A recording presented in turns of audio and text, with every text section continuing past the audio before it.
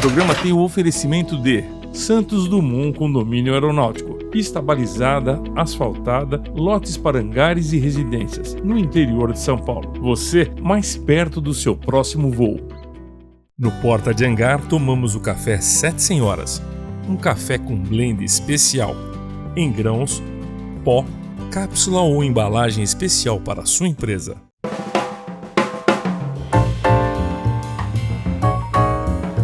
Bem-vindos ao programa Porta de Hangar, que vai ao ar todas as semanas pelo canal YouTube. Bem-vindo ao programa Porta de Hangar, o canal da aviação.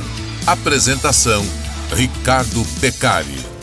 Você que não está inscrito no Porta de Hangar, inscreva-se no canal, dá aquela balangada no sino, divide a programação com seus amigos, porque é muito legal esse programa. É feito para quem gosta de aviação, para piloto, para quem faz por hobby, comissário mecânico, os adoradores que tem o aerococcus instalado nas veias. E hoje o nosso amigo aqui, vocês vão gostar de receber ele, que é um cara famoso na internet, sempre anda em maquiagem, batom, todo muito bem arrumado, e mostra para você a vida dele voando a bordo do Phenom 100. Bem-vindo, Marcelo Trentini, ao Porta de Hangar. Fala, Beccari, obrigado primeiramente aí pelo convite. Uma honra. A honra é toda minha, eu que desde criança aí vejo suas fotografias nas principais revistas de aviação do Brasil, então é uma grande honra. Nunca imaginei que um dia estaria aqui com o grande mestre da fotografia aérea do Brasil. Que legal, me chamando de velho na cara dura, hein, Elias? Aí não dá, hein? Falar nisso, Elias, obrigado pela ajuda aí, e Valdirizão sempre junto nas câmeras do Porta de Hangar. Trentini, conta pro pessoal como é que começou a sua vida de piloto. Seu papai era piloto, como é que foi esse negócio todo? Não, eu venho de uma família que ninguém é envolvido com aviação. A aviação para mim foi uma espécie de chamado, até é difícil de falar sobre isso. Eu morava numa cidade do interior do Rio Grande do Sul, 30 e poucos mil habitantes, não tinha aeroporto, tinha uma pista de aviação agrícola, uma piscina de terra lá de 800 metros, e acho que tinha uns 5, 6 Ipanema baseado nessa pista.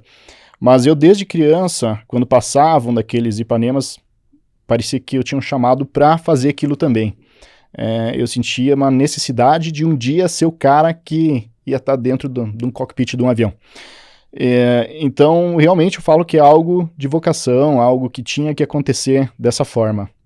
Ninguém me influenciou, até quando eu cheguei com 11 anos de idade eu falava já muito firme para os meus pais que eu queria ser piloto de avião, embora nós fôssemos de uma família muito simples, que não tínhamos a menor condição financeira na época de sonhar com isso, de o filho ser piloto de avião, mas eu falava com uma firmeza muito grande e eles não sabiam nem por onde me orientar, porque era uma coisa muito nova, numa cidade que não tinha uma escola de aviação, não tinha nada, então eu tive que buscar todas as informações, trilhar esse caminho e acreditar nesse sonho que até então parecia ser bem impossível mesmo.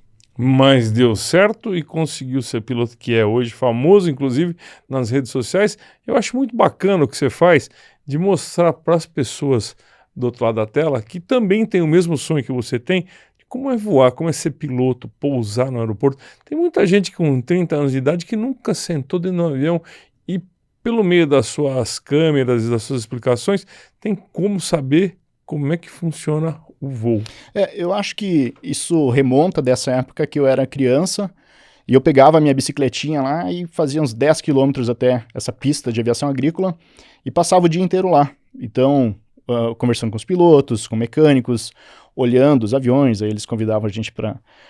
Eu falo a gente porque tinha mais colegas, inclusive que é o Rafael Stricker, amigão, irmão meu, ele hoje é comandante de 737 na Gol, então também ele ia junto de bicicleta para essa pistinha, e eu falo que talvez eu trago esse material hoje porque eu sou de uma geração que não tinha acesso a esse tipo de conteúdo, então eu tinha que ir lá para conhecer, e eu quero, assim, acho que hoje, através das mídias, trazer um pouco disso para quem não tem a oportunidade de estar próximo da aviação. Importante não fazer pano preto.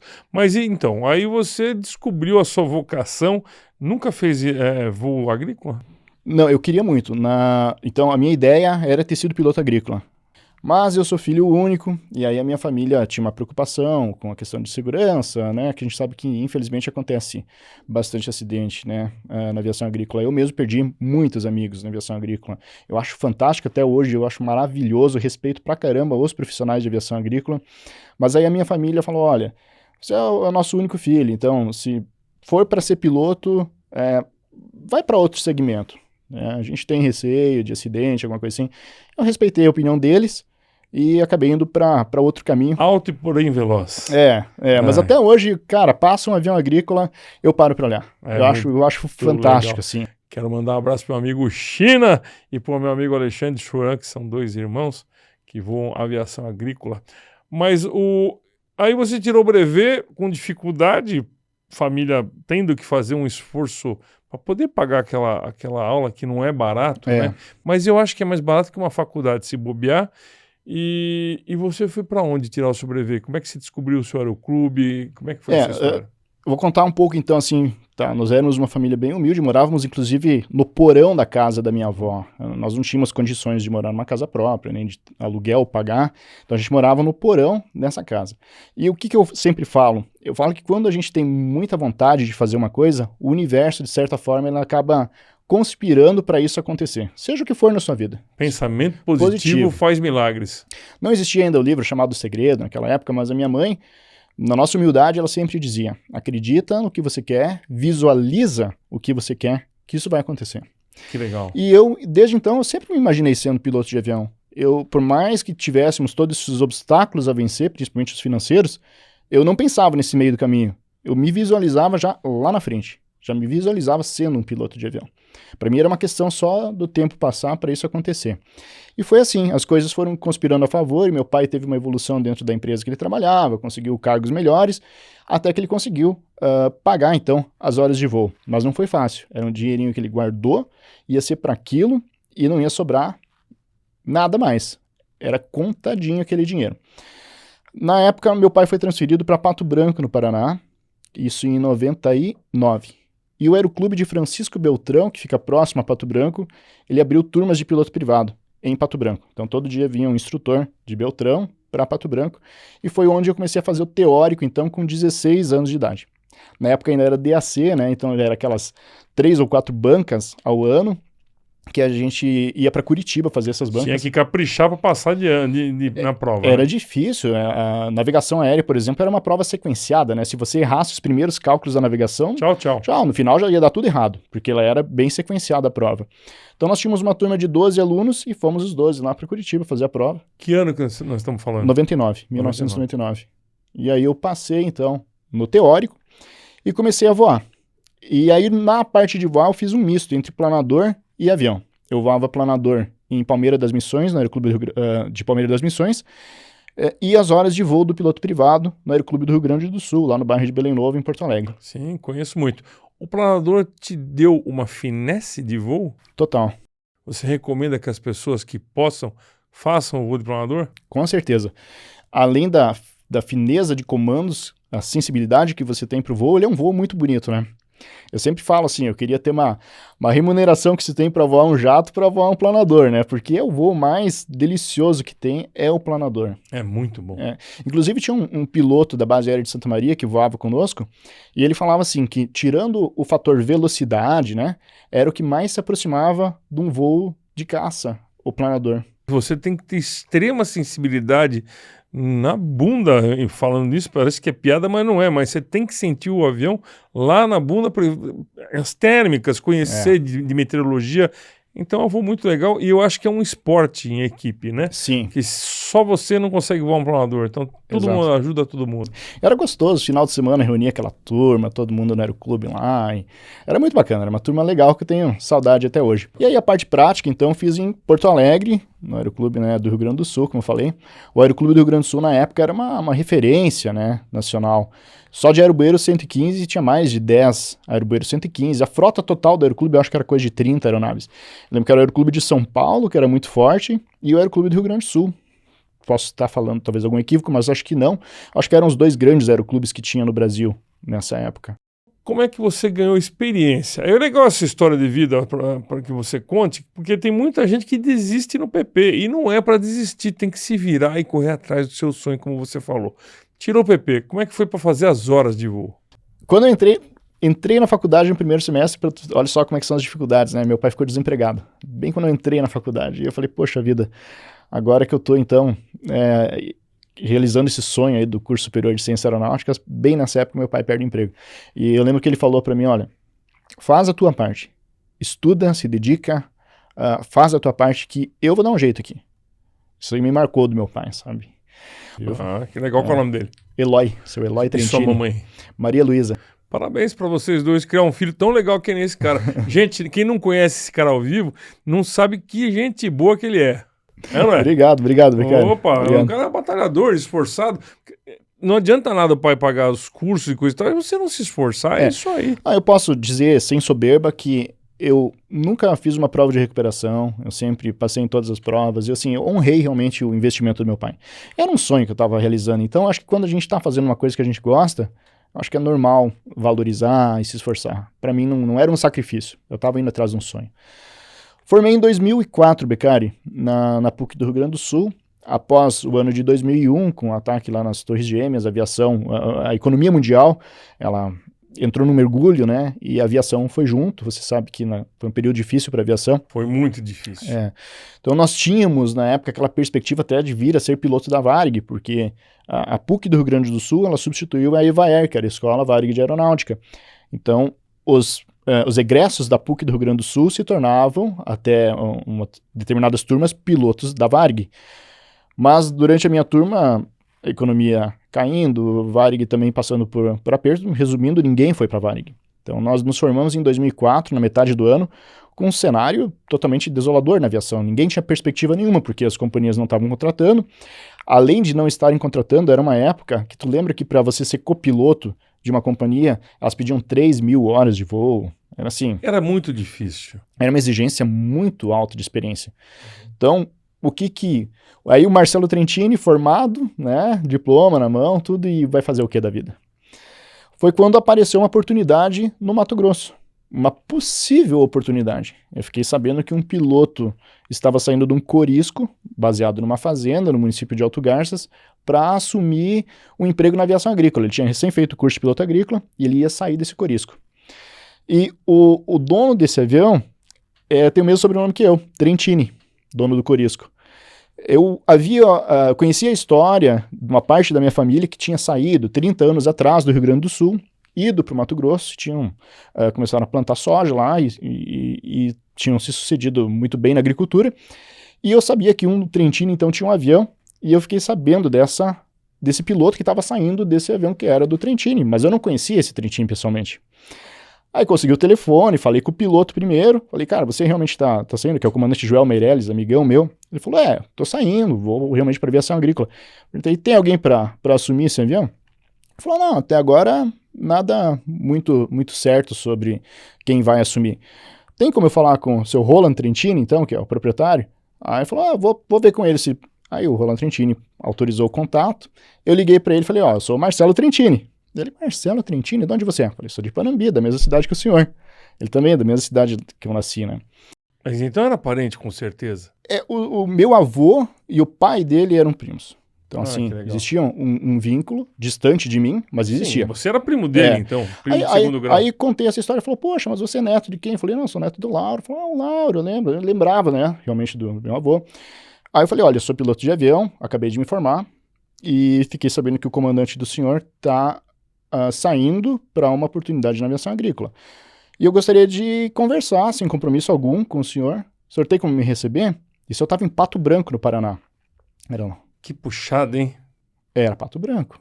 E assim, eu não tinha dinheiro para passagem de avião. Minha mãe, meus pais já estavam divorciados. Minha mãe trabalhava de secretária numa clínica, nem carro tinha. Então o que restava era embarcar no ônibus. Ele falou, não, pode vir, vamos conversar. Quando é que você consegue? Eu falei, eu pego um ônibus hoje à noite mesmo. Eu falei, é mesmo? Não. tal dia, demorava 26 horas de viagem de ônibus. Nossa Senhora. Falei, não, eu vou. E Que é muito longe, né? é longe, é. Na verdade, peguei um ônibus de Pato Branco a Rondonópolis, depois tive que pegar outro ônibus Rondonópolis e na Alto Garças, mais um trecho. Nossa. E peguei e fui, Beccari. Fui, uma malinha de roupa, assim, fui lá me apresentar. E aí deu certo, pra não alongar muito a história, mas conversamos, fiz uns voos com o comandante Joel, ele me passou a aeronave e deu certo. Acabei depois voltando só para pegar meu diploma na faculdade, que eu nem havia pegado ainda, pegar o resto, um pouquinho mais de roupa, e achei que seria um período curto da minha vida, e já se passaram 18 anos e eu não saí do Mato Grosso. 18 anos 18 lá no anos Mato já. Grosso. Então você tem que agradecer o seu Roland Trentini, Roland que te Trentini. deu essa primeira oportunidade. Como é que é receber o primeiro salário de piloto? Deve ser uma delícia, né? Porque aí você tem a sensação de missão cumprida até aquela parte. Eu lembro que quando eu saí de Pato Branco, eu falei para minha mãe, eu lembro muito bem do valor que eu falei para ela. Então era o ano de 2004, falei, mãe, já pensou se eles me pagam R$1.000 por mês? Porque assim, pô, R$1.000 pra gente na nossa situação era um dinheiro que era muito bom. E ela falou, não, meu filho, vai dar certo, vai dar tudo certo lá. E foi uma proposta bem melhor do que esses R$1.000. Que quando o seu Roland falou pra mim, eu tive que me segurar até por dentro eu tava rindo de satisfação. Quanto assim. foi, você lembra? Lembro. Ele me ofereceu, na época, era R$1.500 fixos e mais R$1 minuto voado. Então, e ainda me deu moradia na fazenda, com alimentação. Ele foi e é um pai para mim. Eu sempre ainda tenho muito contato com ele, agradeço sempre, toda vez que eu hoje tenho uma evolução dentro da aviação, a primeira pessoa que eu gosto de comunicar é ele e falar, olha, tô indo para tal posição aqui, obrigado, graças ao senhor que eu tô no mercado de aviação, o senhor que me abriu. Legal. Porque é muito difícil, né, Beccari? Você dá oportunidade para um recém-formado, que eu não tinha experiência nenhuma de voo, assim, além do aeroclube. Então era a família dele que ele estava colocando dentro do avião. Então, quem faz isso, né? Responsabilidade, né? Eu tinha 22 anos. Então, quem dá uma oportunidade para um menino de 22 anos? Mas você já voava direitinho, coisa e tal, era um cara seguro, não tem problema nenhum. Teve alguma vontade, assim, de falar, não, eu vou para comercial? Tive. Na época, eu cheguei a fazer aquele processo seletivo da Gol através da EJ, mas durante o processo apareceu uma oportunidade para voar de copiloto num King Air. Então, em Alto Garças eu voava 3 aviões. Eu voava o Corisco, voava um Minuano também e um Skylane.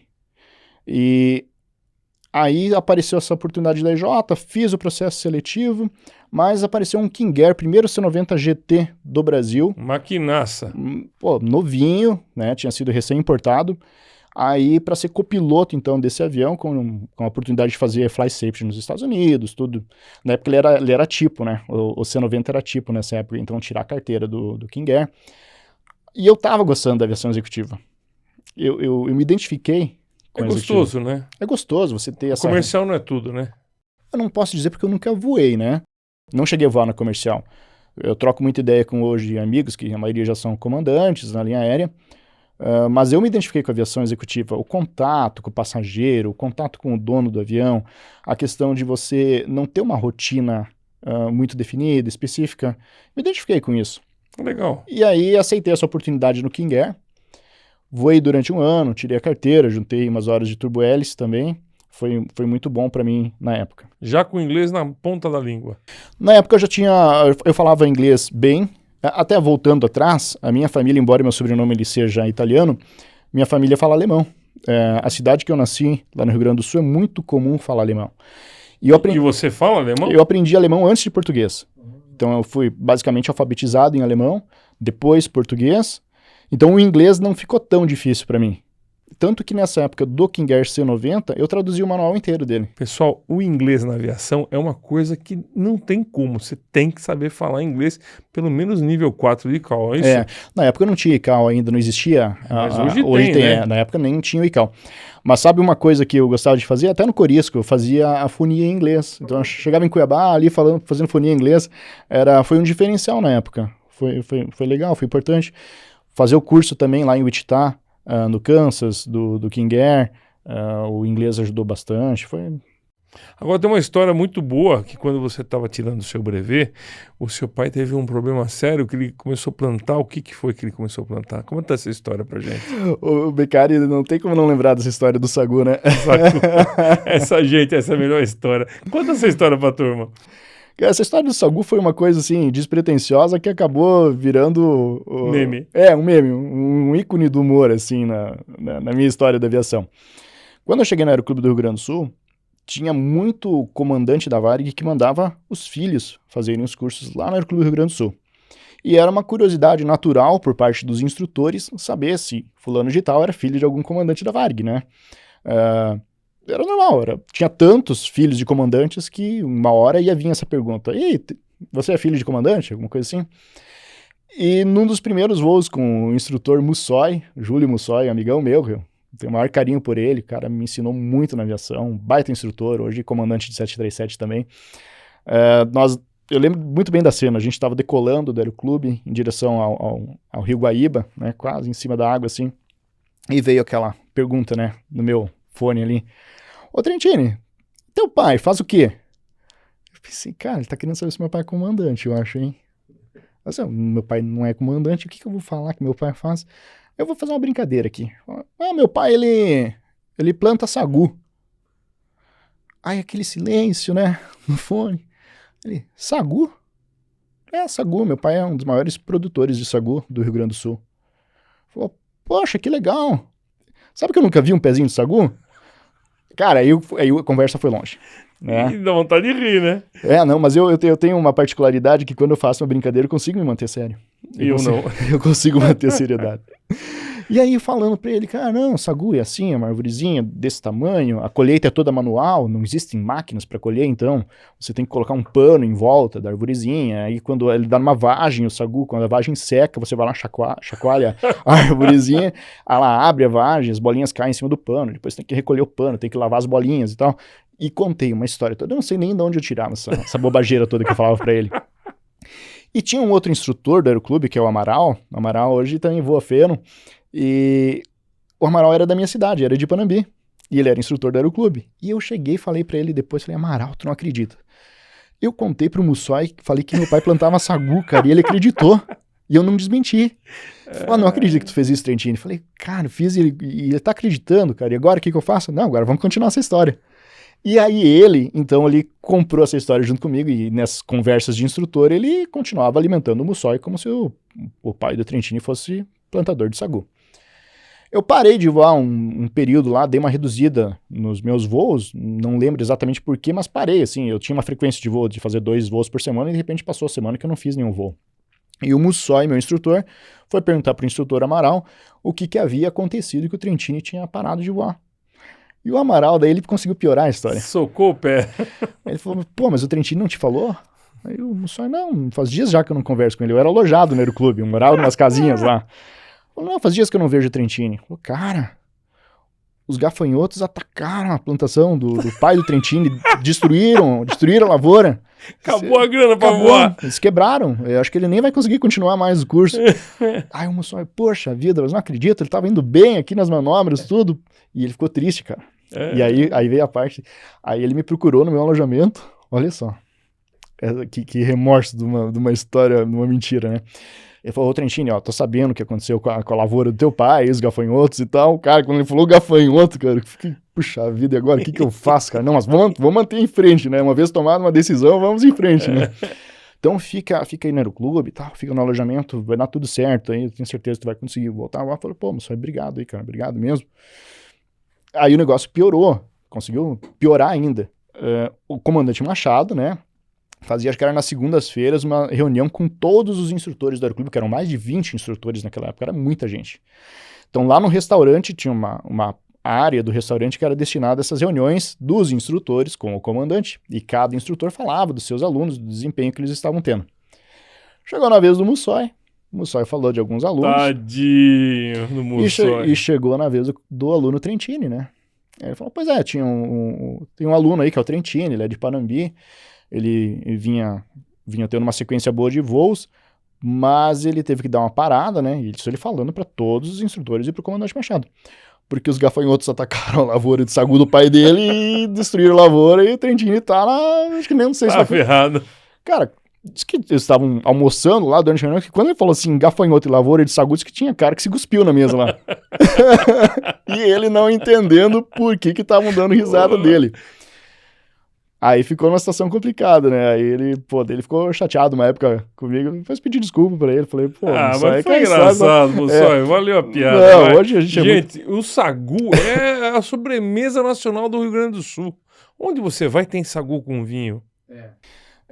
Mas depois aí, o Mussói, encontro ele direto no aeroporto de Curitiba hoje, a gente é muito amigo, e ficou essa história do sagu, né? Mas o sagu, continuei falando pra muita gente essa história do sagu. É ótimo. Eu lembro um dia, eu já voava um Seneca no Mato Grosso. Tem outro? Tem essa, também consegui fazer uma história engraçada e triste.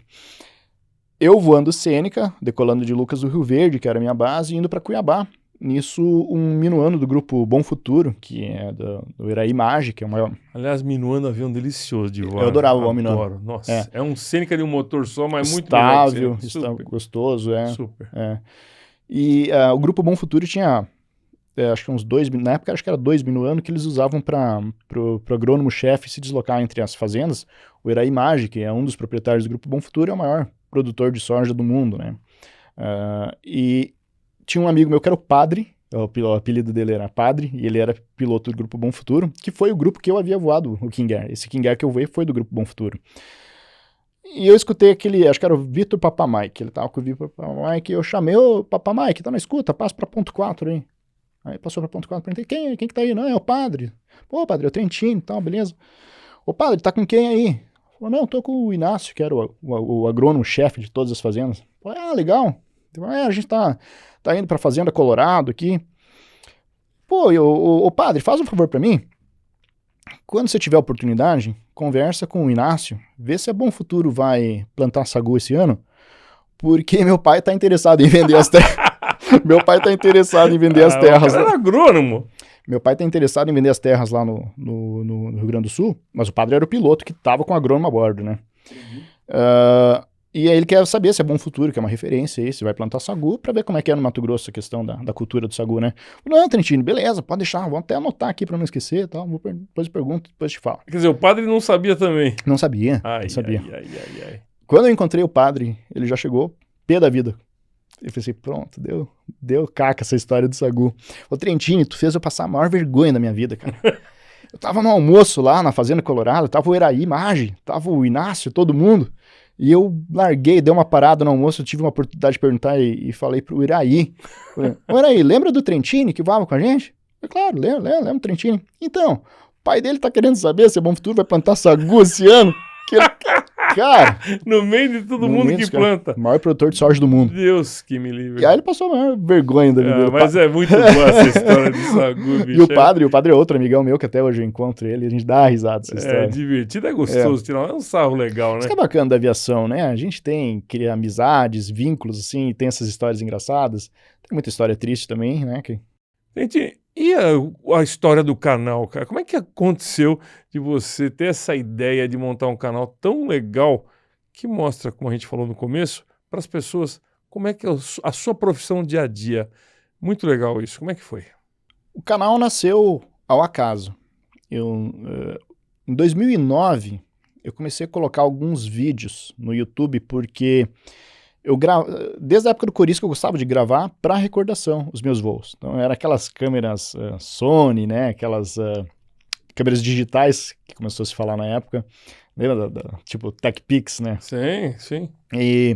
Então eu tinha até um suportezinho que eu tinha pedido para um pessoal da oficina, onde a gente fazia a revisão do Corisco, fazer para eu colocar a câmera em cima do painel do Corisco. E eu filmava pousos, decolagens, operando em fazenda.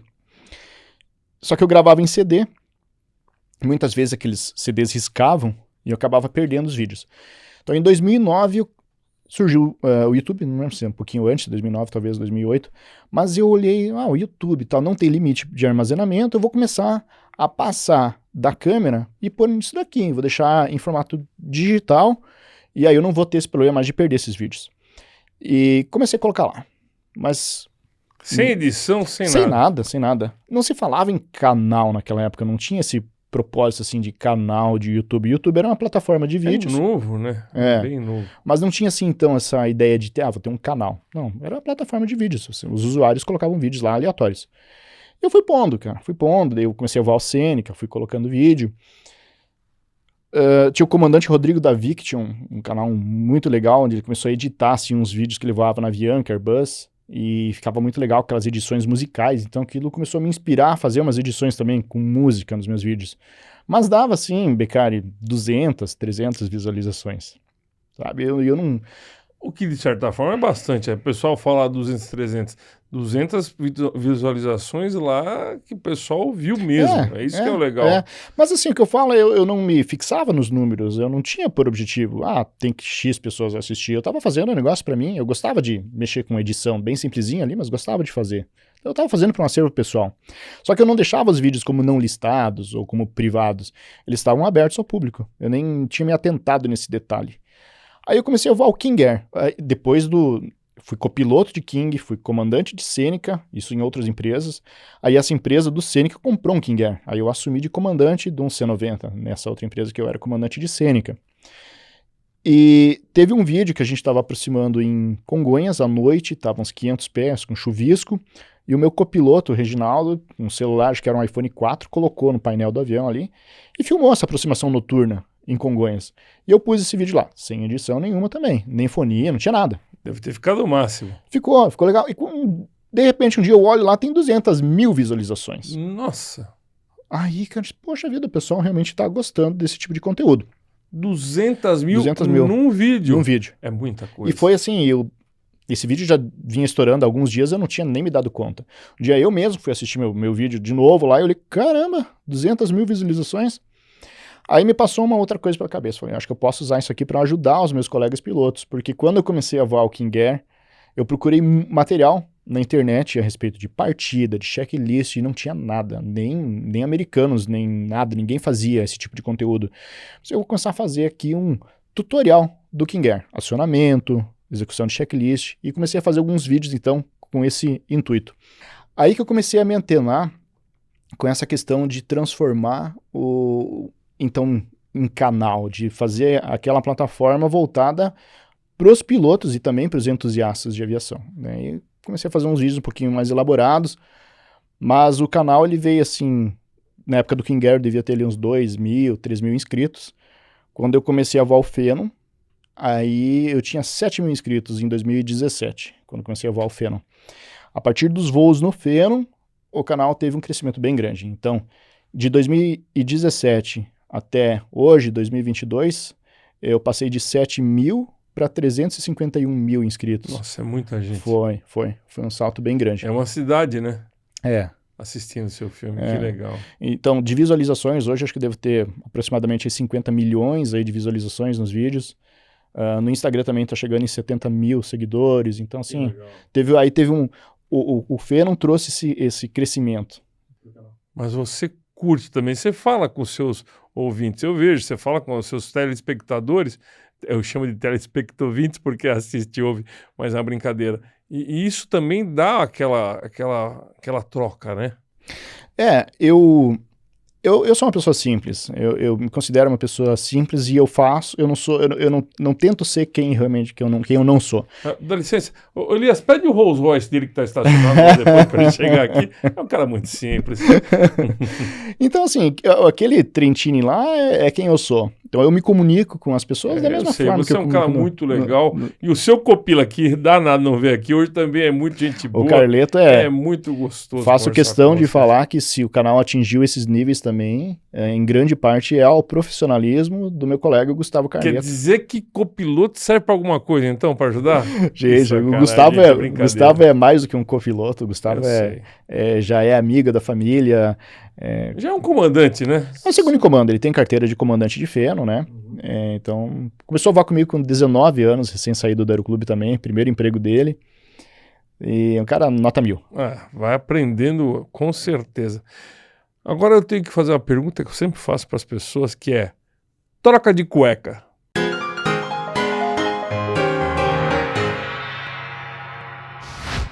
Alguma? Eu nunca tive um problema mecânico de manutenção, alguma coisa assim grave a ponto de me colocar numa situação de risco em nenhum avião que eu voei.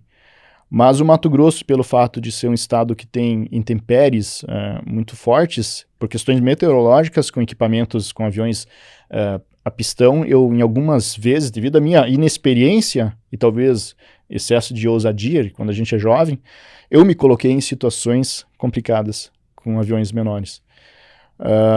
Por exemplo, de Corisco, eu lembro de um dia guardei numa camada, na parte da tarde, só voltando a explicar um pouquinho a questão do Mato Grosso, é que o Mato Grosso tem época de seca e época de chuva, muito bem definidas. Então você tem ali, tipo, 3 meses de seca total, sem chuva. E é ruim voar na seca também, não é? É turbulento, né? Muito turbulento, tem fumaça também. Fumaça demais. E a época da chuva chove praticamente todos os dias. E nesse período de transição, principalmente, quando você está encerrando a época da seca, entrando nas chuvas, as primeiras chuvas elas vêm muito forte. É o encontro de massas, né, com características diferentes. Então, esse encontro dessas massas causa tempestades muito fortes no Centro-Oeste. E a minha experiência era pouca, imagina, saí do aeroclube também, voando no Corisco em comando. Então, eu lembro de uma vez eu guardei numa camadinha e fui entrando, e de repente começou uma chuva leve no para-brisa e essa chuva foi aumentando. E quando vê, eu devo ter entrado em alguma coisa... Acho que não era um CB, porque se fosse um CB eu tinha saído sem asa lá de dentro, mas era algo que estava evoluindo ali para um CB, possivelmente era um TCU, alguma coisa assim. O meu patrão, o seu Roland Trentini, estava sentado do meu lado ali e de repente ele que olhou no horizonte do avião falou: Marcelo, olha só, nós estamos virando de cabeça para baixo aqui. Já estavam 60 graus de inclinação mais ou menos o avião. Você não percebeu? Não. Você voava já instrumento naquela época? Eu era habilitado multi-FR, mas assim... sem experiência. Sem experiência, aquela experiência de aeroclube, né? É uma coisa que eu quero até falar para os nossos telespectadores, o seguinte, pessoal, vai fazer a carteira de FR, vai tirar o brevet, legal, vai fazer o simulador, muito bacana, mas se você não tiver experiência real, é bem diferente. É diferente. Era um avião sem piloto automático, eu estava levando ele na mão, então ali começou aquela chuva forte, aquela turbulência, e eu tentando, mas em algum momento eu devo ter tirado o olho do horizonte, tentado alguma referência externa, que é um grande erro, né, de se fazer um voo por instrumento, e o avião começou a inclinar. Isso acontece muito rápido, né? Então o Roland olhou assim: Marcelo, olha, o avião tá virando, e nessa de olhar para fora assim, eu consegui ver que tinha uns eucaliptos numa fazenda, já tava virando e mergulhando, velocidade disparada, e eu falo, acho que foi Deus que me tirou daquela situação, porque a minha experiência não era o suficiente para aquilo. Nivelei o avião, turbulência forte, e a gente foi cuspido para fora dessa nuvem. Quando a gente saiu da nuvem, eu bati a cabeça no teto do Corisco, no parasol ali, quebrou o parasol e cortou minha cabeça quando eu bati em cima. Isso eu tava de cinto, mas mesmo assim ainda deu aquele solavanco. Então foi uma situação uma bela troca de cueca. Bem desagradável. E no Sêneca também, eu lembro de uma vez estar saindo no final do dia já, de Cuiabá para Lucas do Rio Verde. Ia dar para chegar assim diurno lá em Lucas do Rio Verde, mas bem no limite, né? Decolamos de Cuiabá, já muitas tempestades, desvia para cá, desvia para lá, desvia para lá. Resumindo, não ia mais chegar diurno em Lucas do Rio Verde. A pista até era homologada noturna, mas eu fiquei preso entre várias formações. Nisso eu optei por voltar para Cuiabá. Quando eu coloquei na Pro de Cuiabá também já não tinha mais por onde passar. O radar era todo magenta. Todo magenta. E não dá pra furar, né? De Sêneca, eu não tinha... De qualquer avião. Eu tinha amigos meus que haviam perdido a cauda num Sêneca recentemente, entraram numa tempestade, então tinha perdido a cauda do Sêneca, eles todos morreram, 6 pessoas num Sêneca lá no Mato Grosso. Aquilo veio na minha memória, assim, naquele momento, pensei, caramba, e agora? O que eu vou fazer? Porque eu não consigo mais ir para Lucas do Rio Verde, eu não consigo voltar para Cuiabá, mas algum lugar eu vou ter que atravessar. Aí eu lembro de ter tomado coragem então de botar na Pro de Cuiabá e eu ia encarar para Cuiabá. E eu pensei comigo mesmo.